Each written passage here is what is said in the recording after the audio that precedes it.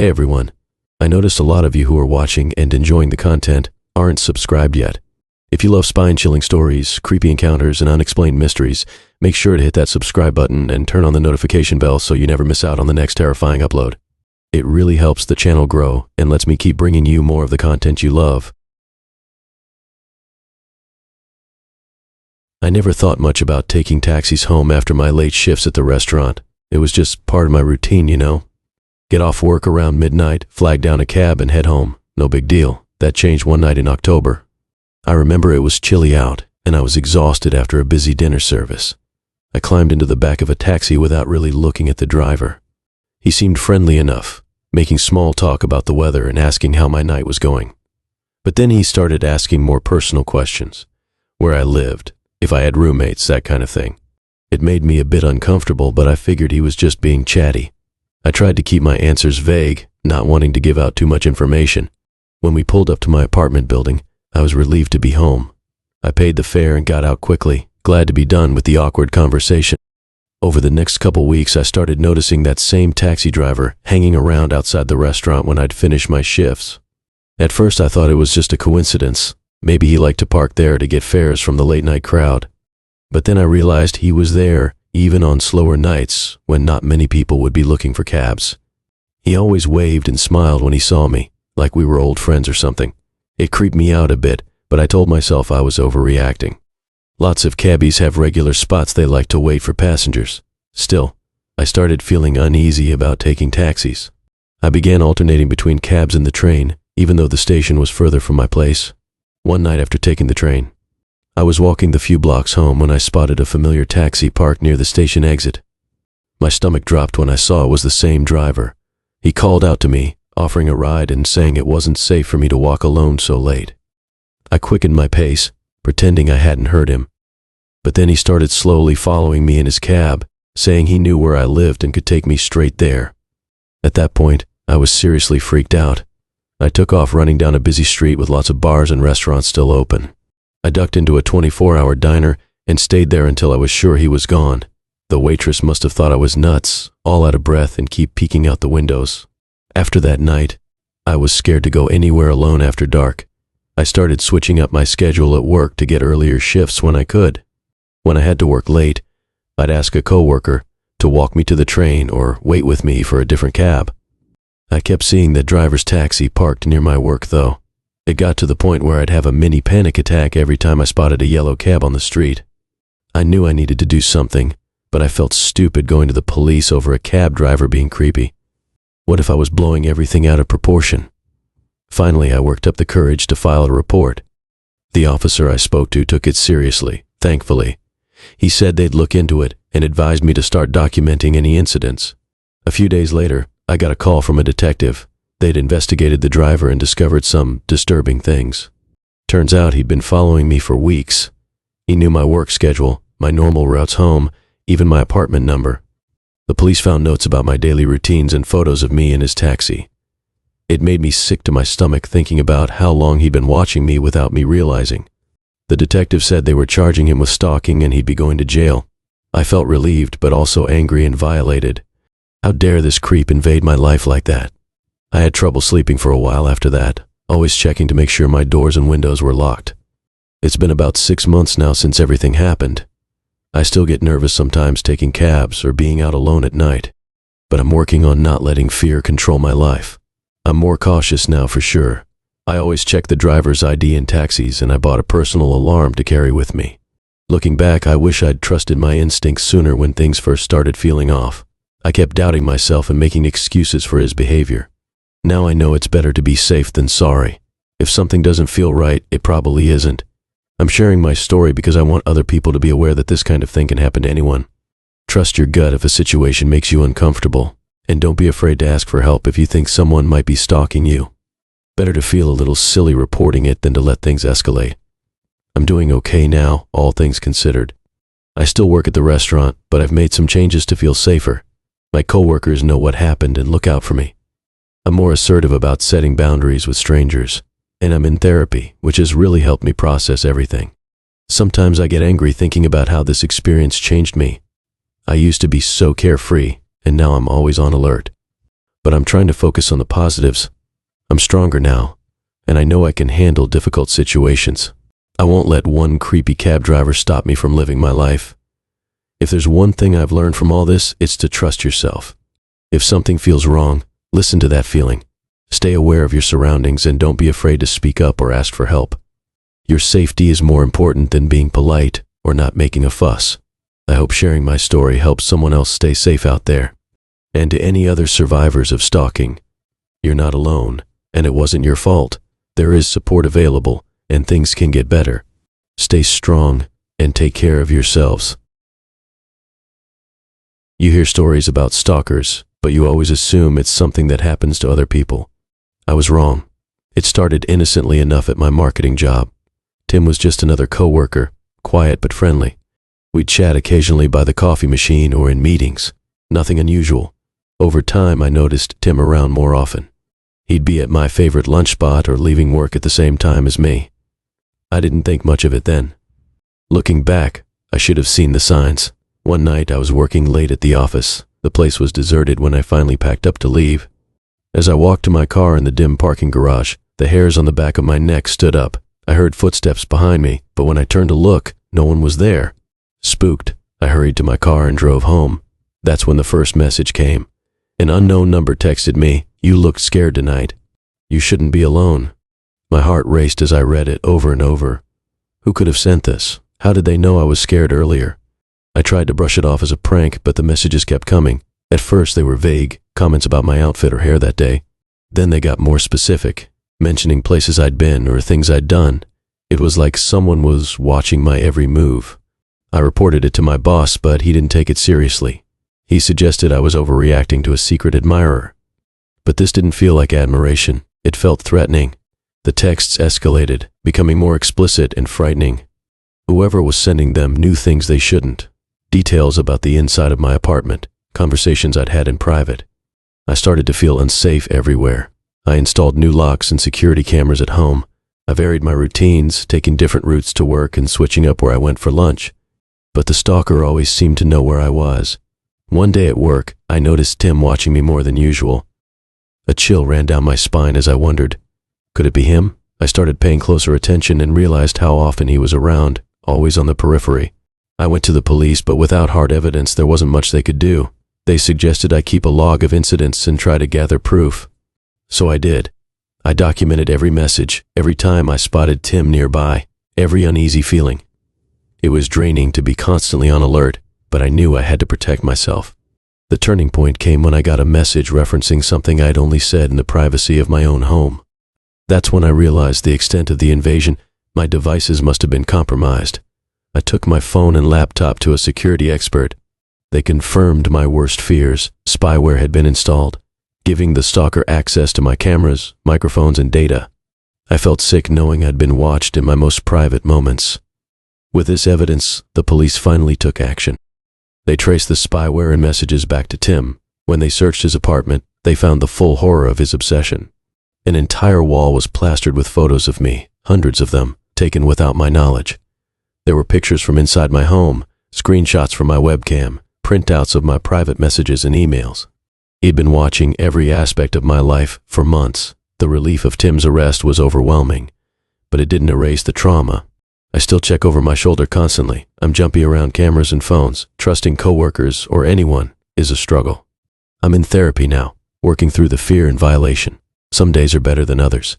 I'm slowly reclaiming my life and sense of safety, but I know I'll never be the same. If there's one thing I've learned, it's to trust your instincts. If something feels off, it probably is. Don't ignore the warning signs like I did. And if you think you're being stalked, document everything and keep pushing for help until someone listens. I never thought this could happen to me, but it did. Now I'm sharing my story in hopes that it might help someone else recognize the danger signs sooner. Stalking isn't just a plot in movies. It's a real threat that can happen to anyone. Stay aware, stay safe, and don't be afraid to speak up if you feel you're in danger. Your peace of mind and safety are worth fighting for. It all started when I moved into my new apartment last month. I was excited about the fresh start, you know? New city, new job, new place. The neighborhood seemed safe enough, and the rent was reasonable. I spent the first couple of weeks settling in, arranging my furniture and getting to know the area. At first, everything was normal. I'd go to work, come home, maybe watch some TV or read a book before bed. But then, little things started catching my attention. It was subtle at first. I'd noticed small scratches near my door lock that I didn't remember being there before. My window blinds would be slightly askew when I was sure I'd left them straight. Sometimes I'd find my personal items just a bit out of place. I tried to brush it off. Maybe I was just being forgetful or paranoid. After all, moving to a new place can be stressful, right? But the feeling that something was off just wouldn't go away. I started double-checking my locks before bed and making sure all my windows were secure. One night, about a month after I moved in, I woke up suddenly. It was the middle of the night, and at first I couldn't figure out what had disturbed me. Then I heard it, soft footsteps in my living room. My heart started racing, and I felt like I couldn't breathe. I pulled my blanket over my head and lay there, frozen in fear, straining my ears to hear any other sounds. The footsteps continued for what felt like hours, but was probably only a few minutes. Then, silence. I didn't sleep for the rest of the night, too terrified to even peek out from under my covers. When morning finally came, I cautiously got out of bed and checked my apartment. Nothing seemed out of place at first glance, but then I noticed a few things were missing. My favorite necklace was gone from my jewelry box, and a framed photo of my family had disappeared from the shelf. That's when I knew it wasn't just my imagination. Someone had been in my apartment while I was sleeping. I called the police right away. They came and took my statement, dusted for fingerprints, and checked for any signs of forced entry. They found fingerprints on my windowsill that didn't match mine. The officer told me it looked like someone had been entering through the window regularly. The thought made me sick to my stomach. How long had this been going on? How many times had this person been in my home while I slept, watching me, going through my things? I couldn't stay there another night. I packed a bag and went to stay with a friend. The police investigation continued, and what they found next was even more disturbing. They discovered tiny cameras hidden throughout my apartment, in the smoke detector, behind picture frames, even in the bathroom vent. This person hadn't just been entering my apartment, they'd been watching me constantly. They traced the camera feed to a nearby building. That's where they found him. My stalker. He had a whole setup there, monitors showing live feeds from my apartment. They found boxes of my belongings that he'd taken over time, clothes, photos, even some of my mail. It turns out he'd noticed me when I first moved in and had become obsessed. He'd been watching me for weeks, learning my routines, waiting for me to fall asleep before entering my apartment. He knew when I showered, when I left for work, even what I ate for dinner. The whole experience has left me shaken. I can't bring myself to go back to that apartment. Even in my friend's guest room, I have trouble sleeping. I keep thinking I hear footsteps or see shadows moving. I know he's been arrested, but the fear lingers. I'm seeing a therapist now, trying to work through the trauma. It's hard to feel safe anywhere. I'm always looking over my shoulder, checking locks multiple times and scanning rooms for hidden cameras. The police assured me that all the cameras have been removed from my old apartment, but I can't shake the feeling of being watched. I'm planning to move again soon, to a different city this time. I hope a complete change of scenery will help me feel more secure. But I know it'll take time to fully recover from this experience. The idea that someone could invade my privacy so completely, violate my personal space, and make me feel unsafe in my own home, it's going to stay with me for a long time. Looking back, I wish I'd trusted my instincts sooner.